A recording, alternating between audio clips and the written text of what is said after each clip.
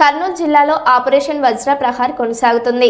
SP Vikrant Patil ఆదేశాలతో పోలీసులు విస్తృత కార్డన్ సెర్చ్లు నిర్వహించారు. ఎమ్మిగనూరు సబ్ డివిజన్ జలవాడి గ్రామంలో సోదాలు చేపట్టి గంజాయి, నాటుసారా, అక్రమ మద్యం విక్రయాలపై తనిఖీలు చేశారు. అదోనిలో 10 లీటర్ల నాటుసారా, 12 మద్యం సీసాలు, నంబర్ ప్లేట్ లేని 2 బైకులు స్వాధీనం చేసుకున్నారు. గ్రామ ప్రజలు సమస్యలు ఉంటే వెంటనే పోలీసులకు సంప్రదించాలని సూచించారు.